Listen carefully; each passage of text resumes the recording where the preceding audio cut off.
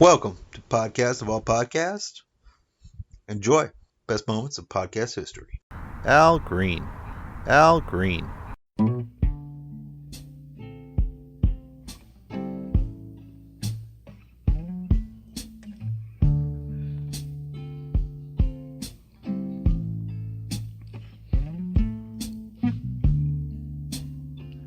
If I gave you my love, I tell you what I do. I'd expect a whole lot of love out of you.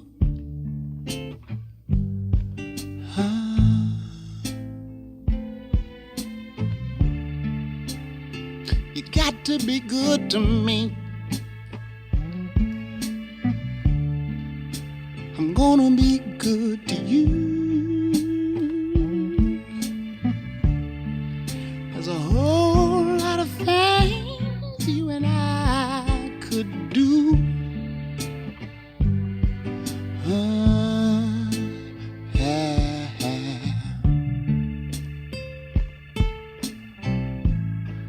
Oh, baby.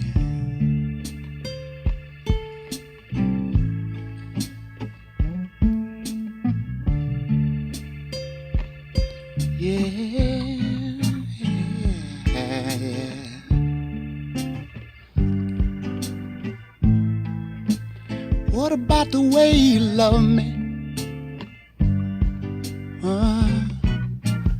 And the way you squeeze me. Yeah, you're simply beautiful. Yeah, beautiful.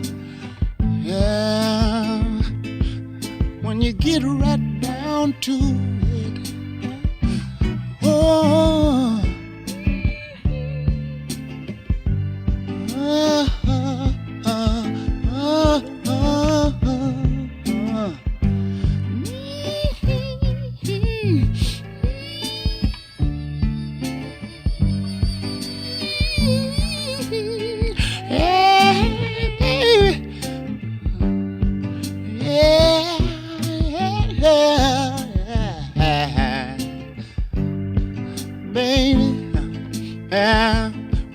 when you needed me,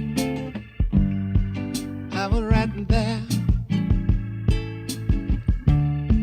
beside you, girl. Yeah, without a care, so, baby,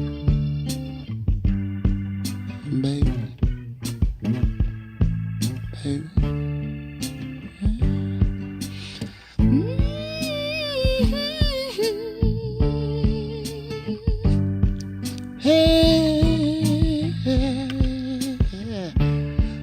No, girl. Sometimes when you're feeling low, all you got to do is call me. I'm simply beautiful. Hey, baby, baby. Oh, yeah.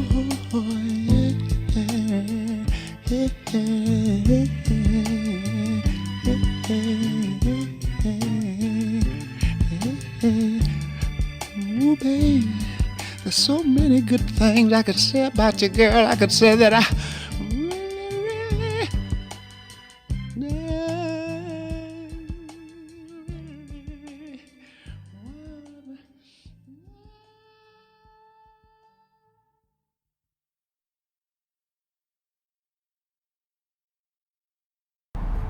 Eddie Murphy on Present Company. That feather that's floating. That's who I was. I was that guy. I was that, whichever way the wind blew me, like that's why I said I didn't set out to do any of those things. It was providence. It was, I didn't set out to do any of that. It was, I got put into a situation and I did what I had to do in the situation and it turned into whatever. So when I was in the middle of it, I didn't feel like I was opening any door or I was being groundbreaking or anything. It's when you get back, years afterwards and you look back on it and be like, wow, Same with stand-up. It's like when I started doing stand-up comedy, there's like 10 black comics in the whole country, and it might be 40 comics in the whole country when I started doing stand-up. And after my success in stand-up, it kind of opened up stand-up stopped being this fringe thing. It became this mainstream, stand-up comics now that can go sell out the Garden that you never even, guys that never had TV show or never been in a movie and sell a Garden out. And it kind of like that whole thing started after my stand-up stuff. And with movies, it was this big ocean of black talent, that all started after my stuff. And looking back on it, I see it. But when I was in the middle of it, you just trying to be funny. And so successful. I mean, those movies are so successful. And I do want to ask about the characters, because you had done that where, no one had seen that before. And I want to know what your inspiration was for being able to play multiple characters in a movie. And what you did with the Nutty Professor, I think, is unprecedented. We've really never seen that. I know in the past people would... Well, I love Peter Sellers. And Peter Sellers does great characters. And I loved that. Dr. Strangelove, he did multiple characters in that. I'd seen that. It was a movie with Alec Guinness called Kind Hearts and Cornets that I had seen. And Richard Pryor did a movie called Which Way Is Up, where he played multiple characters. So I always liked, when I got the opportunity to do something like that, I had ideas like that because there were movies like that I had seen. Interestingly enough, the very first thing that I ever tried to do was when I was a kid, about 10 or 9, I asked my mother to get me a ventriloquist dummy for Christmas. And the very first thing I ever tried to do was be a ventriloquist. And it's like, even from the very beginning, I'm trying to be more than one person. It's like, I got this voice coming out of here. Yes, I've always, I've gravitated toward that stuff, the multiple character stuff and the makeup stuff. So I always liked makeup movies when I was a kid. I liked the Planet of the Apes and Hunchback of Notre Dame and all that stuff, Notre Dame. And so when I got the opportunity, I had a lot of ideas for that kind of stuff. And then I found when I started doing it, the reason I've done so much of it was because it frees you up. It's like, everybody has their little moves. All actors have their little moves that they do, or they hit it a certain way. And the audiences get used to seeing you do it a certain way, and you have your little moves. And after a while, it's like you just have these moves. And when you put the makeup on, you can't do your moves. So you can't do those. You're this old lady, or you're this old Jewish guy, or you're this, obese professor. So you have to come up with different ways to be funny. And it was fun for me as an actor. Like this Rudy Ray Moore thing was, okay, now you're playing a comedian. So you got your moves that you do. You can't do your Eddie Murphy funny moves or your little thing. You can't do any of that stuff. You can't do a funny laugh. Or you have to be funny like Rudy Ray Moore. And that was the challenge as an actor. So like, okay, I got to do this move has to be funny, but you can't be you got to be funny like him being funny. Tell me about getting this movie to the screen and why you wanted to make sure everyone knew who Rudy Ray Moore was. I thought his story would make a great movie. And maybe 15, 16 years ago when he was alive, I went to go see him at a place called Stevie's on the Strip in Ventura Boulevard in Studio City. And he wanted to go on tour. I was like, I think your life would make a great movie. He was like, man, we should go on tour together. And I was like, oh, no. I said, I haven't done stand-up. And back then I was 10 years at 15. I said, I don't have an act. He said, you don't need no act, man. We just go out there and do our thing. And to make a movie, he wanted to, just to have a meeting about a movie, he wanted somebody to give him $1 million. That's why it never came together back then. Because I thought it was a great idea for a movie, but I wasn't giving him no $1 million just to sit down and write a script. But then, time went on. And back then we approached, because I was like, you get those guys that wrote Ed Wood, you know, because I love that movie Ed Wood. I was like, get them, because it's a story like that, you know, about how he made these movies. Because his story's really, you know, guerrilla filmmaker, Rudy Ray Moore. He made it. He financed his movies himself, you know, and he did everything out of his pocket, and he casted his movie and went and got it distributed and all that. He did all that stuff himself, you know, way back in the 70s, because he couldn't get into the when the big black exploitation wave was going on. He was like the underground for that. They were like that. Those guys were turning their nose up to Rudy's stuff. So he had to do it, you know, the hard way. That was a great scene in the movie when you have him go in with the posters and he's like trying to fit in and he still doesn't make it. Yeah, he was too doughy. But yeah, his story is a great inspirational story about the most important ingredient, you know, when being creative is believing in yourself, you know. And his is a story about like he's not Richard Pryor, he's not the most brilliant one. He's just believes in himself. I say he's the loser who would not lose. Mm-hmm. You know, mm-hmm. He refused to lose. Well, there's also elements in the film that were very much like the American dream. Like he was a true entrepreneur. Absolutely. I was thinking about that, like how, you know, you would look at this from a different lens and you're like, that guy, that's not just hustle. He was entrepreneurial. When he thought about putting that devil sticker on that first album about, like, he was a marketer, knowing that people are going to want something that someone's telling them they can't have, and just wrapping it up. I thought that was so interesting about him. And it's just such a shame that I never would have known about him unless you would have made this movie. Yeah. And those, you know, in the African American community, the older people, you know, 40 and up, they kind of grow up. Those poems, those Dolomite poems, and the Signified Monkey, and Way Down in the Jungle Deep. Those were kind of like things that you kind of grew up hearing around the neighborhood. You know, they were like old, like you see when he got those jokes from some hobos or some bums in the alley. So that's black folks have always loved to rhyme, you know. So even before hip hop, they was rhyme. We were rhyming. You know, the first person I heard rhyming was Ali. I think all of this stuff started from Ali. Muhammad Ali was the first person I heard rhyming about how bad and how cool he was, and all. Like Dolomite what he's saying is just as audacious as Ali's. I'm the greatest of all times, and I'm this and I'm that, and I drown a glass of water, and all the different type of things Ali is saying he could do. Dolomite says that kind of stuff. I think, and the hip hoppers say all that kind of stuff as well. I think the root of it all is Ali. Did you have it in your house playing? Did your mom let you listen to it, or was that something you guys were doing in the basement? Yeah, I had all the comedy records. So I had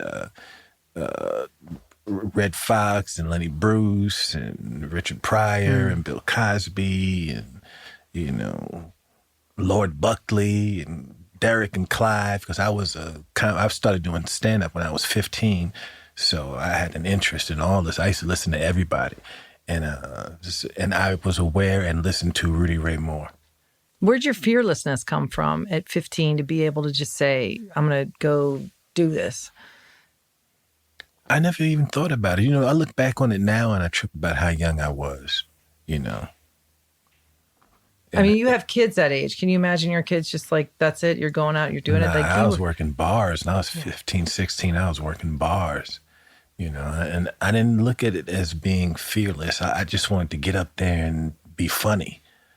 Like, once I heard Richard Pryor, I was kind of like, okay, that's who I am. Because I was always the funny kid, and not just the class clown. I was never the class clown, because I was always kind of cool.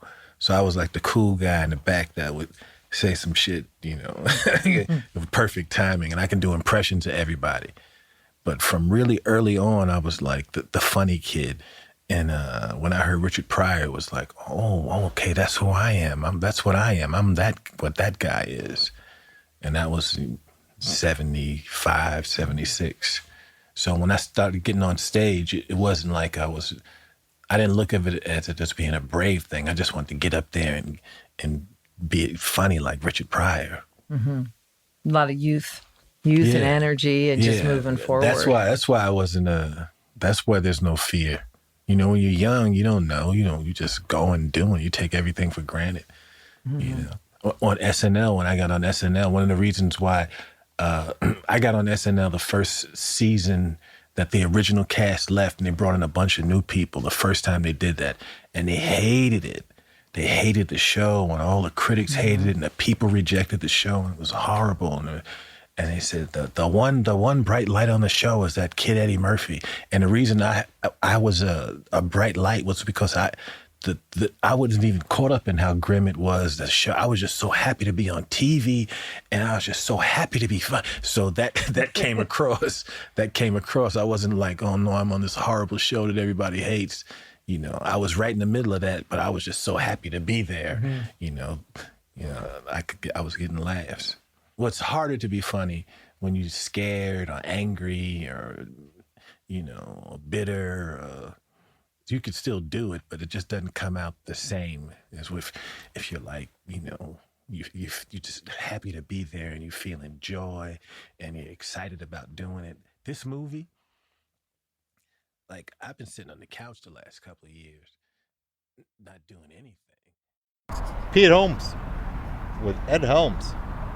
It's great. Realized, you know, with your click, and I'm not a big Facebook guy. I really don't go on very much, but when I do, it's funny how many outdoorsy photos you see. I know, and it's like, but I know that guy, and he's not really outdoorsy, right? But there's a lot of photos, and it's just funny because you're asking me that question, kind of is making me question how I see myself versus what is real, because I do see myself as someone who loves nature, loves being outdoors, loves to camp, and and all these things, and I do those things, but very infrequently. Right. I mean, I hardly ever camp anymore, but I still, it's funny, just if my knee-jerk answer to your question would be like, yeah, I'm out there all the time. Know what's really funny about this? So you love bluegrass. Yeah. And my knee-jerk response to you like bluegrass is like, I love bluegrass. Yeah. But when's the last time I've listened to it? It's the exact same. Yeah. It's one for one.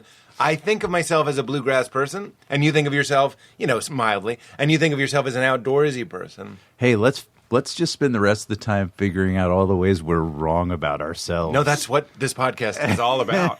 I think it's interesting that you go to the woods now. I saw an ad for like an egg drone. It's a drone the size of an egg, and you let it loose. It's real Star Wars shit. And it flies, and it takes selfies, like wide, beautiful selfies. So the idea is that you go to like Niagara Falls, or you go to some hike and some beautiful thing. But I was like, we're turning the woods. Remember Thoreau? Mm-hmm. The point was he hated the railroad. Yeah. You know what I mean? Like, fuck Facebook. He was like, I want to get away from the choo-choo. Right. And now we go into the woods and just like everything, love, sex, even spirituality and nature. Cats. Has been turned into something, it's a material. We're so materialistic that even the woods becomes a thing to get, like a Pokemon Go to get. I don't mean that literally, because you probably might find a Pokemon Go. I just mean you're going to get the photo. Yeah, to get the selfie, to get post, to prove to yourself and to your friend, I'm an outdoorsy guy. Right. Where the point of nature, arguably, if we're to believe Thoreau, is to like get the fuck away from that and to be quiet enough to actually, and this sounds cheesy, but commune with it. There's something going on. Sure. Your blood pressure, 15 minutes in a green area, has been shown to like go down 15% or something. Like it lowers. There's something about green and brown and clean air. Takes us right back. That's where we used to be. Mm-hmm. And now we go in with fucking robot eggs. Yeah. To go, I'm going to show, and maybe I'll get a fucking date out of this or something. That's fucking weird. Yeah, but I feel like if you have a robot egg that can fly around and take pictures of you and you don't take it in the woods, then you're kind of an asshole. Like, what are you doing not getting selfies with? Point, counterpoint? Yeah. You're like, well, if you have it, that's what it's for. I mean, it's kind of the coolest thing ever. Let's not overthink this. It's a flying egg that can take you're on the wrong pictures of podcast you. if you don't want to overthink things. I'm just like, what are we collecting? When I know exactly what you're saying. I know you do, but I like your counterpoint. It's also a miracle. Yeah, it's. I'd like to think. Well, I do think. I think I joke with my buddy a lot, like how much we are living in the future. You know, there's that old comedic trope of like, hey, back in the 50s, they said that we'd have flying cars by now. Where's all the flying cars? Right. Where's my jetpack? Yeah, where's my Jetsons little speeder? I want a meal and a pill. Yeah, and my robot maid who can also fillet me. But that's a round peg, square hole situation. If I'm remembering the robot well enough, so? That's like a long rectangle mouth. Yeah, you better have an odd dick. Okay. Yeah, well, mine is really like a Play-Doh extrusion. It's a very odd shape. But wonderful. But we're not living in the future. Yeah. So, but truthfully, I mean that's kind of a tired old yarn because the truth is we are living in an insane time. It's incomprehensible all the options and cool gadgetry that we have that everyone has access to. Right. I mean, everyone that can spend a little bit of money. I mean, it's not obviously. Let's get into class issues and break it down. No, but in class, I mean, lower income people are enjoying. I see it, everywhere. People have smartphones. Is what I'm saying. Like even the cheapest smartphone is still a miracle if you showed it to Thomas Edison. Unbelievable miracle. You show him your flip phone, it'd be like Snake. Yeah, he would love it. Yeah. He would be like, "What is this? Help me!" So we are living. Like, stop complaining about where your flying car is. I don't know if. I just am sort of constantly in awe, and it's usually around the holidays when you start to see ads for like cool gadgets, like this egg drone, which I haven't even seen. I'm just taking your word for it. This is where we find out I'm a pathological liar. This is where egg drone. This is where I go home and start throwing my eggs at my house, and my wife comes home and there's just like dried egg everywhere. Hey, wait, no, Pete Holmes said I could do this. I want a photo of that. But so not anyway, you were saying not stop complaining, but just that it is for better or worse. I don't even know. The jury's still out, by the way. Yeah. If this is good stuff. But I do think it's also really telling and weird that what's his name, the former Facebook president. Trey Parker, right? No, not Trey Parker. He's South Park. You're right, and I agreed. But Parker, Matt Groening, Parker, Sean Parker. Sean Parker, played by the Spider-Man. In the movie, right? No, Sean Parker was he in the movie? Justin Timberlake. No, Justin Timberlake. One Parker is the Napster guy. Yes. Okay, hit it, JT. I think we're close. Drums. Anyway, he was one of the first presidents of Facebook, I think. Yes. And he's now saying like this was deliberately addictive technology. It was designed to exploit our attention, and it's excuse me, and it's and we're not. We need to start really looking at this. Well, buddy, I want to look that up. Yeah. I just saw, I think it was a TED Talk because I'm a real piece of shit. No, I'm just kidding. I was watching one and they were talking about the dog food test. Looking up Sean Parker. Oh, please, go ahead. Just want to make sure. That's so sweet of you to, like, as we're talking about technology, you're like, this is for us now, not a tweet. Is it right? Yeah. Okay. Dog fooding, have you heard of this term? No. Dog fooding is like the CEO of a dog food company will have, like, at the annual meeting, he'll open a can of the dog food and eat it. And it's to show that he believes, mayors will do it with the reservoir water or the lake water. Sure. Take a cup of it. It's a big PR stunt. Yeah. But it's a real thing. And then they were talking about Steve Jobs when they were interviewing about the iPad. They were like, Steve, it was the last question of an interview. They're talking about the iPad. iPad's coming out. They were like, your kids must love the iPad. What do your kids think of it? Just like one last question at the end, like Columbo. And Steve is like, they haven't seen it. We don't allow that sort of technology in the household. So he does not dog food his product. He's aware that fuck, man, the color red slightly enrages you. I mean you. Rational Ed Helms. Right, your T-shirt. I want to punch you. This is a peach, sir. Okay. This is very soothing. But I'm just saying there are these things like, remember you find out like red and yellow together make you hungry. McDonald's, right? We're idiots. There are these things that are like getting our attention and manipulating our primal brains, and you have a flat, shiny, pleasant to the touch, swoopy, swipey, colors, lights, sounds. Of course you're going to be addicted to it. And of course Steve Jobs is right to keep his kids the fuck away from it. Yeah. Because he knew that his great ideas came, because he was a weird hippie, came from standing in a field and taking LSD. Like, it wasn't from using someone else's And shiny we're back thing. to nature. And we are back Yeah. to nature. It's. I mean, how do you feel? What happened in your life? I lost audio. In your life about technology, and are you happy with where you are? How often you look at your phone? How often you check your email? I don't feel. I think I check my phone a little too much. Yes. And what does that mean for you? It means it's the first thing I look at when I wake up in the morning. I think that's the thing I don't like. It gets your first.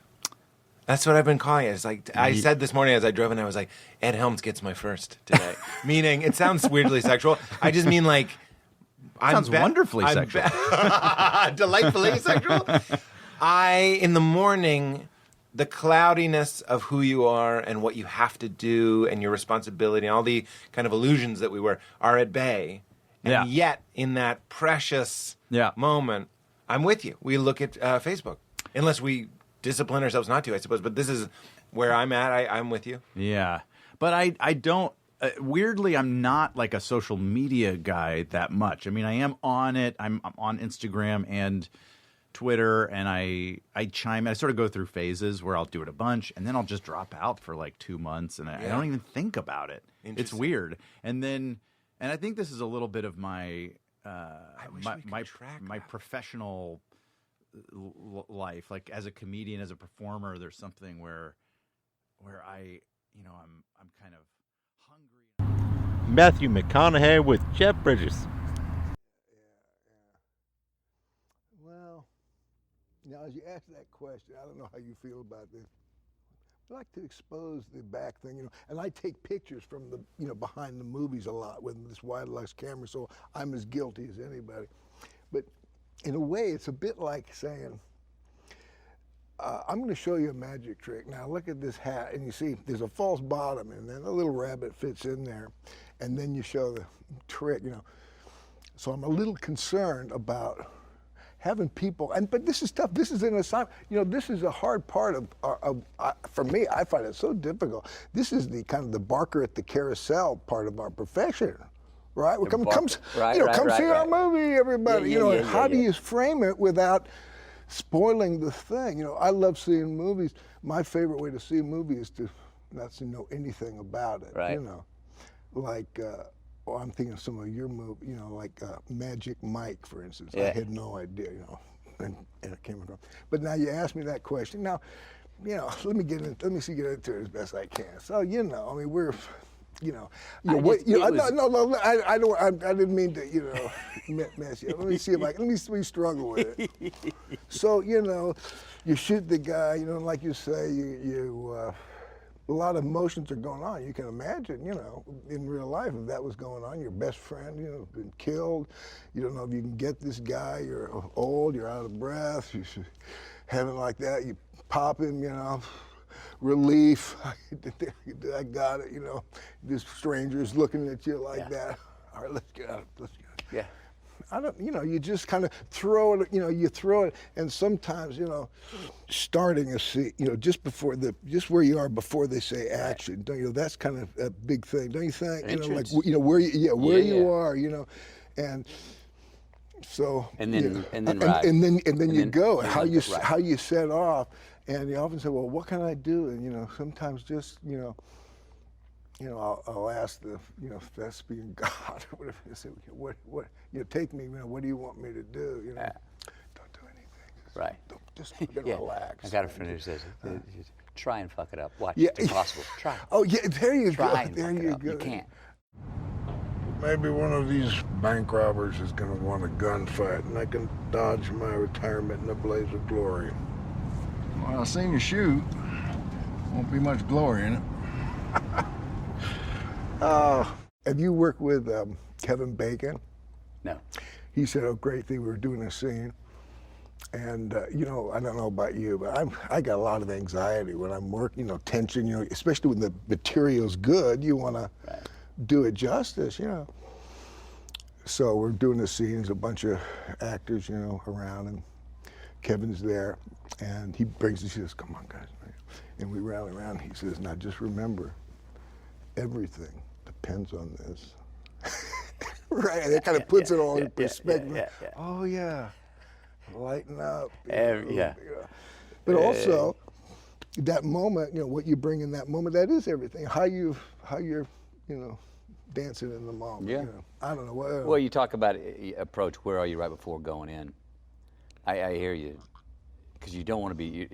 I've done it before where, if you do one, you do a taking like that. I hit it on the screws, right? And if the director or somebody says, "Oh, that was really good," and you point out, you get conscious of what you did, the next take's going to suck, because I'll be anticipating, oh, I'm going to really hit that thing that was so true.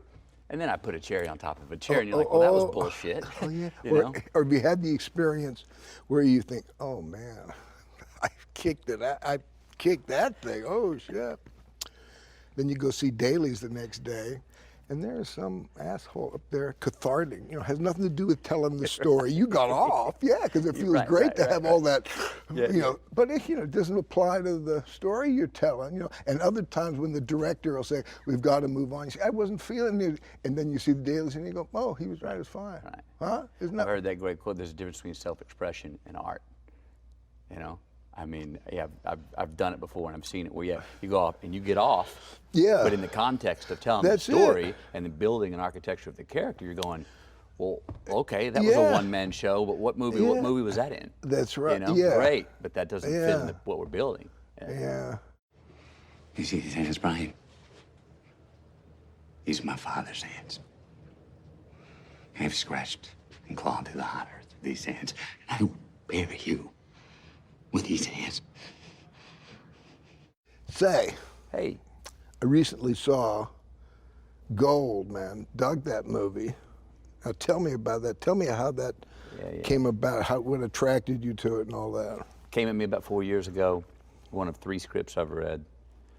First one was Dazed Confused, second was Magic Mike, and third one being Gold, where after reading it one time, I said, I gotta be this guy. Yeah, oh wow. I immediately felt like I was seeing him from the inside out. And, that can be, sometimes it happens early, sometimes we have to work our ass off to get to there, sometimes it doesn't even happen at all. And this, after one read, and then I went and researched the true parts of the events of this story, there was an immediate understanding for me through an impression that I had of my father in 1986. So I'm 16, day before Christmas. And Dad says, come on, buddy, let's go get some stocking stuffers at Kmart. So we hop in his Dodge Ram Charger, head up I-59 Southwest Houston. It's a gray, sleety day. He gets off early before the Kmart, goes under the overpass and pulls in a single-story abandoned shopping mall. Broken glass, graffiti. We go around back. Dumpsters, down power lines. There's a white van down there, and the guy flashes the lights. We pull up. My Bob says, stay here. This is Chicago John.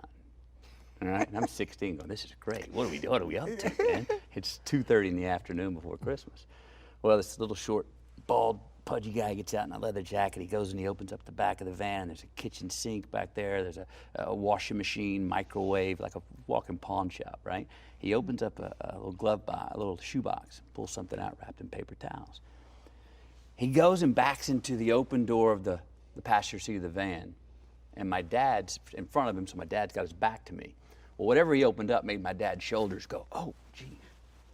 And my dad gets this thing, reaches in his pocket, and I see my dad from behind doing this. And I know that move. I go, this is Dad counting out hundreds. Wow. This is Benjamin Franklin's going out for whatever was in that shoebox. He comes back to the car, hands it to me, he says, put it in the glove box, buddy. We drive off, don't say a word. And I don't know if we got a cobra, a ferret, what do we got? Yeah. And we drive for about 5 minutes without a word being said, and he finally says, reach in the glove box, buddy, see if it's still there. I'm 16, this is great. What the hell is it? Right? I pull it out, I open it on the middle console, and there's this silver watch. And my dad goes, God damn, buddy, that's a $22,000 titanium Rolex, and I just got it for $3,000. Put it away, put it away. Well, that watch wasn't worth $500, but he loved the shady deal. He loved to work with, he would rather do a shady deal with fun people than a straight deal with straight people, a good deal with straight people. And in that moment of my dad counting the money, that's where I saw the spirit of Kenny Wells, you know? guys that got to come in the side door to get the American dream. Yeah. You know what I mean? And sometimes sometimes that kind of approach works. Sometimes it doesn't. Like all approaches, I think. Don't you think? Yeah, I mean, it seems to be. If anything, I'm kind of learning that. Well, when I find something that really works, I'll lock onto it. I'm learning to go. Don't lock onto anything.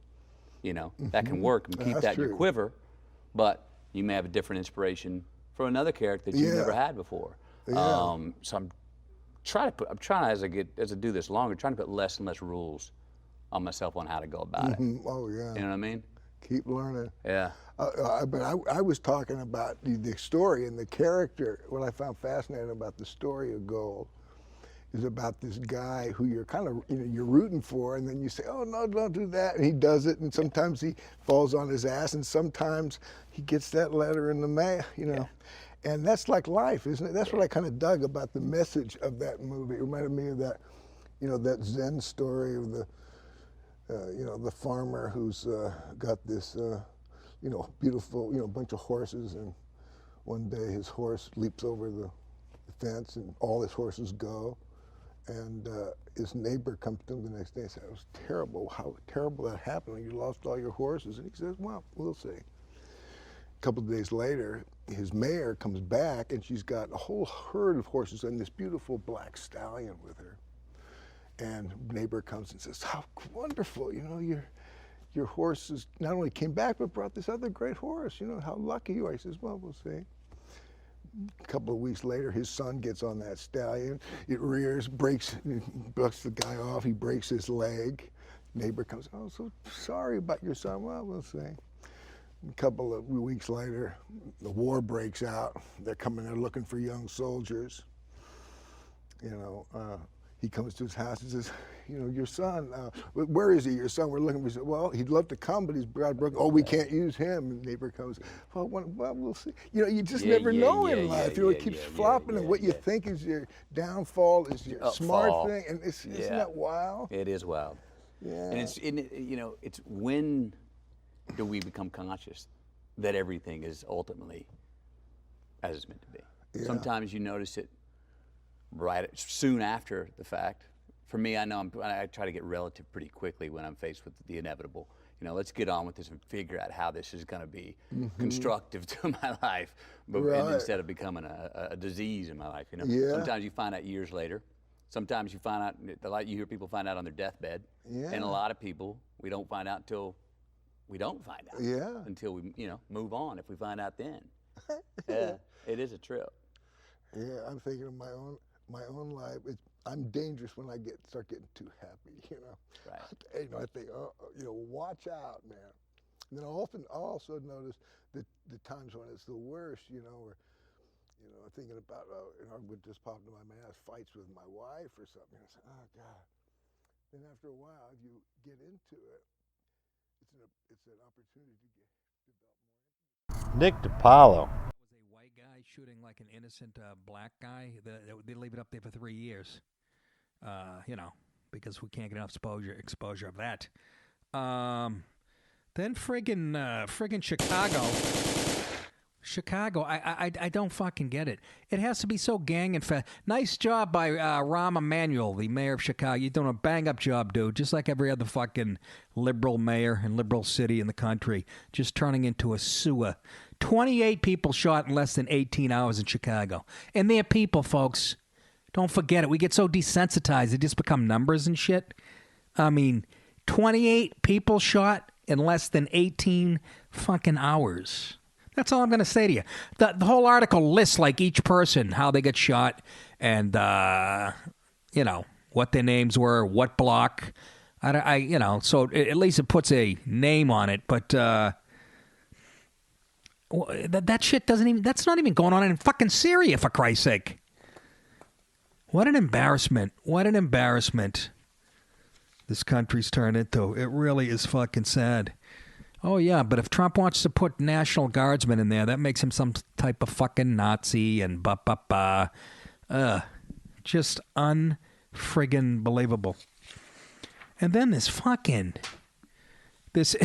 violent and Greektown brawl captured. I didn't know there was a Greektown in Detroit. And The Greeks are getting a lot darker than I remember because I didn't see any. There's some footage on there, and it's it's black guys and just beating the fuck out of. They zoom in and a poor black guy's unconscious with his head on the curb. So there's some black on black there, but I also saw like a light-skinned kid being fucking, beaten by about 6 people too. This is in fucking Detroit. This isn't the race report. That's not what this show's supposed to be about. When I'm supposed to ignore this shit? It's quickly become known as the Greek Town Brawl.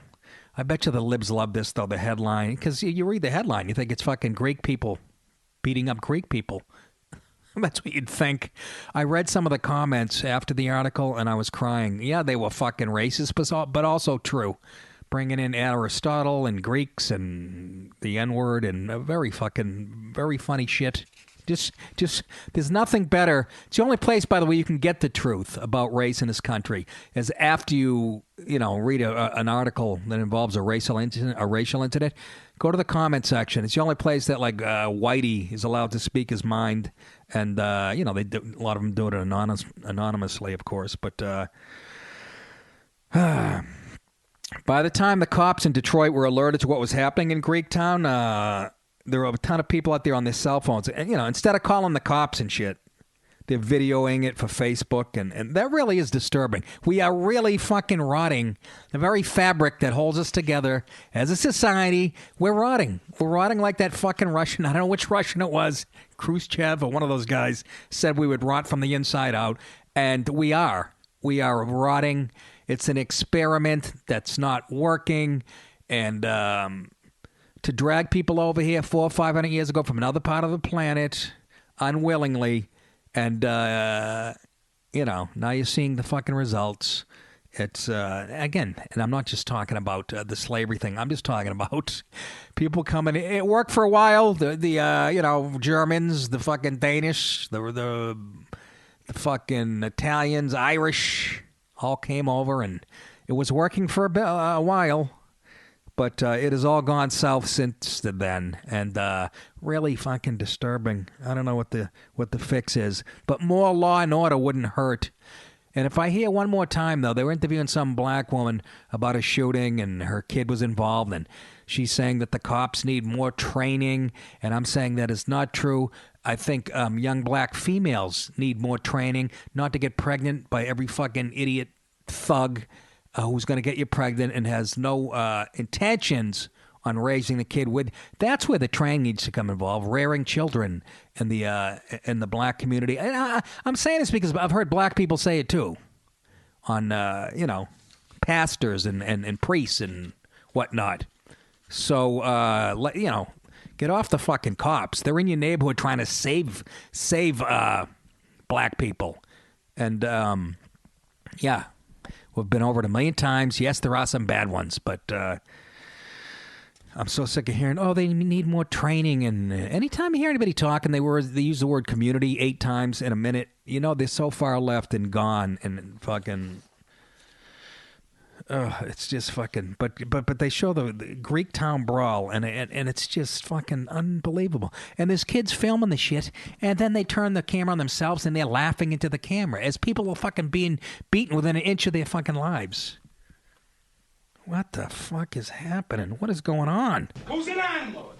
Your mother's an animal, you son of a bitch. You lay off my mother. So, this is all over Easter weekend. Jesus Christ. And then, the only reason I'm covering this one is Daj Thomas of Yonkers, 19-year-old victim. Okay? The only place I've been in Yonkers is to play Hot Comedy Club at the Ridge Hill Mall. And guess why? Guess where this killing took place? This poor 19-year-old kid working in a movie theater up at the fucking... up at the multiplex at Ridge Hill. In Yonkers, up where the comedy club is, I'm guessing. What the fuck? Fatally stabbed. Kid's working in a movie theater. Gets into a little argument or something at 1:45 in the morning. Killer whips out a knife and stabs the poor kid. Bloody encounter unfolded as the theater's late-night showings were wrapping up. The sleigh suspect was described as 6 feet tall and thin. Really? So we know he's thin and 6 feet tall. You don't know anything else about him, huh? And this is the New York Post, folks, supposedly on the conservative side of shit. But the yellow journalism continues when it comes to fucking race. And 6 feet tall and thin. So they leave out the race, which means that's even more racist now, because we all know when they leave out the race that everybody, presumes it's a black suspect. 19-year-old kid. Just fucking, It reminds me when I was up at Maine playing football. This kid from Long Island, I played football with, Italian kid, likable, great football player, freshman, linebacker, and goes home to Oyster Bay, Long Island on Christmas break and never comes back. Gets in an argument in a bar and gets stabbed to death. The first thing I think of, same age. And what's the point of it? I don't know. Hey, this isn't a funny podcast today. What can I tell you? The world's getting so fucking dark, I can't even help myself here. What do you want me to do? Talk about fucking two broke girls? Kevin can wait? What the fuck?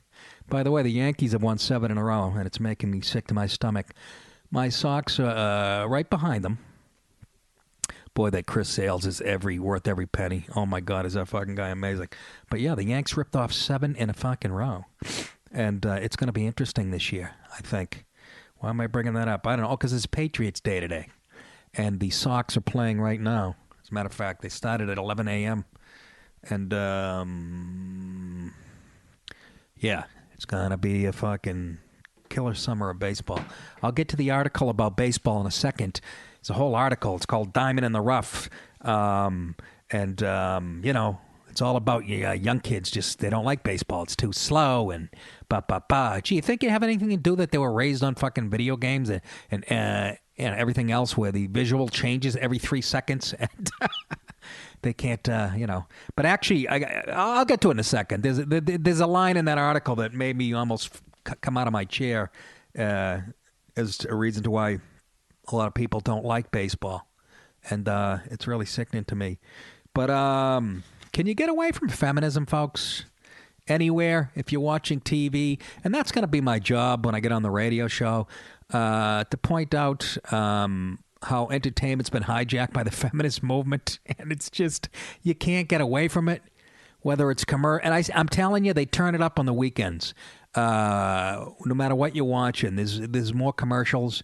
And I just saw another commercial with a woman hitting a heavy bag like a housewife and kicking it in anger.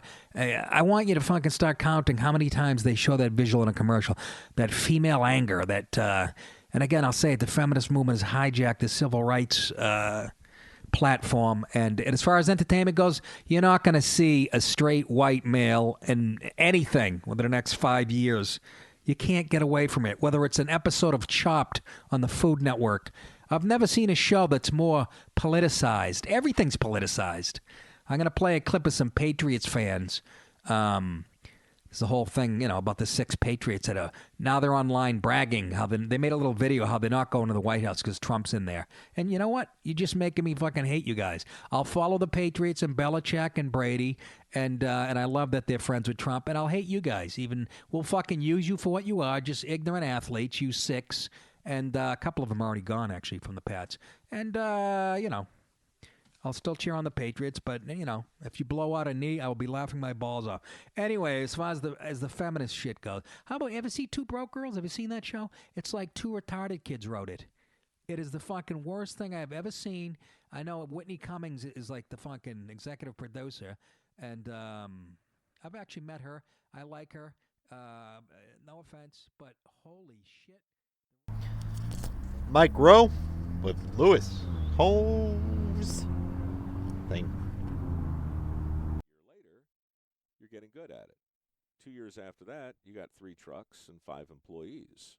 Pretty soon, you're passionate about other people's crap because now you've made a pile of money and now you have 2 homes. And no one else wants to do it. That's right. So you've got job security. Nothing's going to be outsourced. And you're kind of. I used to say about so many of the guys I met on Dirty Jobs that they're all in on the joke, and by that I just meant, when you meet another professional athlete and you start talking about a training routine, right. You go right to the shorthand. Yeah. You get it. Yes. You get it.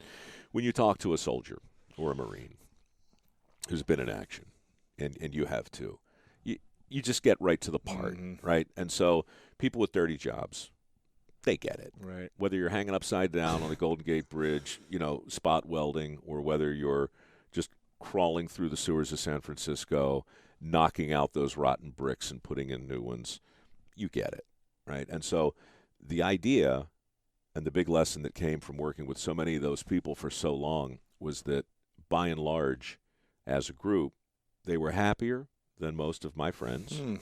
They were better balanced than most of my friends, and they had just the kind of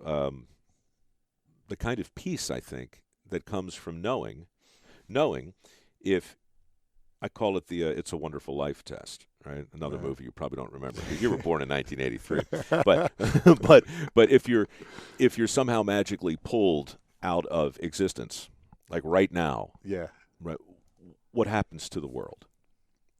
What happens to the world if poof, I'm gone? And dirty jobs never happened. Is the world going to spin off its axis? No. Right. If poof, an accountant is gone. Poof. It's like, so you tend to measure, at least I do anyway, can I do something that's fundamentally going to change a thing? Dirty jobbers do. All the plumbers call in sick for a week, party over. Right. All the electricians call out for 2 days. Game over. Riot. Right. So, it's odd that the jobs that we all depend on most are the most underappreciated in our society. And so the people who do those jobs, they know that. They're in on it. And by and large, it makes them really fun to be around. What was the most surprising person you met during the Dirty Jobs process that really shifted something in you or inspired you in a different way? Because you've probably seen the same type of stories, the same type of people for 10 years doing the show. But was there one person that you were like, wow, something actually shifted in me where I wasn't just, not that you were on autopilot, but just like, whoa, something different here? No. There were hundreds. I mean, we did 300. And of the 300 jobs we did, I can tell you, I talk a lot about this when companies, how they are. Every now and then somebody will overpay you to come and stand in front of a bunch of people. Absolutely. And, let me tell you what the problem is. Right? So people pay me to do that. And just to keep the conversation lively, I try and mix up the answers a bit. But all of my answers come back to what the Greeks called a peripeteia. And a peripeteia is a form of an anagnoresis. And an anagnoresis is the Greek word for a discovery. So Aristotle said the definition of a tragedy was the moment when the protagonist comes face to face with his true self. Right? And I love that. Sure. So for me, Dirty Jobs was a tragedy because going all the way back, hey, Freddie, what are you growling at? Come here. This is my dog, by the way. I didn't properly introduce you. She's growled at Tiffany. Tiff got close. Yeah. This is Bring Your Dog to Work Day. You going to be a good boy or what? Come on, don't be an asshole. We talked about this. Embarrass me in front of everybody. He's so good. Here we go. Fine. The idea that an anagnoresis or a discovery can drive the narrative forward is classic.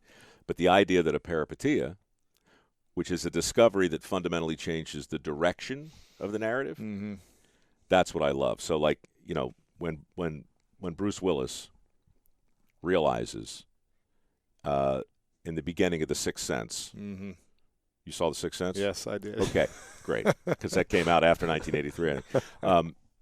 He has an anagnoresis in the beginning of that film when he meets little Cole, and Cole is crazy because Cole thinks he sees dead people. And over the course of the movie, Bruce makes more discoveries about Cole, and eventually, toward the end, he makes a big discovery. He has a peripeteia when he realizes this kid is not crazy at all, and he really can see dead people. Why? Because he's dead. Right. Right? And so when that happens, the entire narrative changes. So that's a long answer to your question, but for me, I had peripeteias doing dirty jobs one after the next. Really? Oh, my God. Wow. So, for instance, I talked about this years ago at one of those TED Talks. Yeah. Right? But it was like I've always deferred to the primacy of experts. We're taught, right? There's an expert opinion on everything. Yes. And getting that expert opinion as a host on the Discovery Channel was always important because Discovery was dedicated to making sure all the facts that went out were correct. Mm-hmm. And because Dirty Jobs was what it was, I was constantly getting angry emails from a whole army of acronyms, from EPA to OSHA to SPCA. Like everyone, yeah, they would all see something on the screen, and they would freak out. And so we go to castrate lambs in Craig, Colorado, and I call the SPCA and I call the Humane Society and I say, look, we're going to be castrating lambs on the show. I want to make sure we do it right because the last time we you don't offend anyone. Yeah, I don't want to offend anyone, and they were all upset because a couple months earlier I'd gone to a ranch in outside of Houston and collected the semen from a bull called Hunsucker Commando and artificially inseminated a bunch of cows. Mm-hmm. And apparently it was great TV, but they were like, no, you're doing it all wrong. So I called and said, how are we going to do this right? And they said the right way to do it is you take a rubber band and you put it around the testicles of the sheep.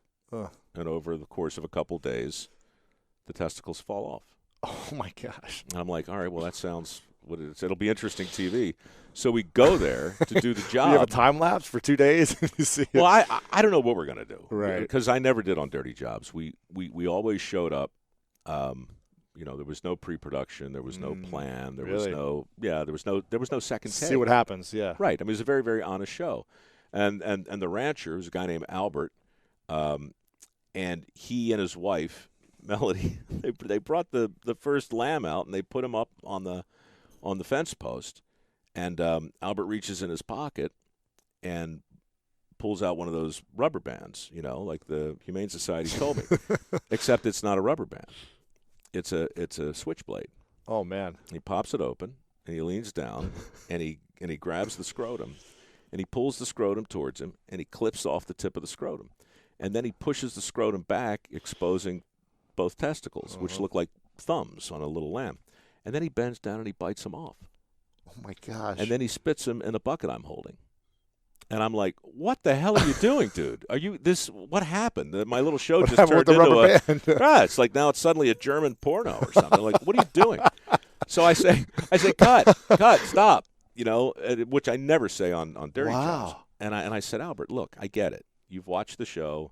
You want to be sensational. You want to do something that's going to be all great for reality TV. You don't have to do that on this show. And he's like, I don't know what you're talking about.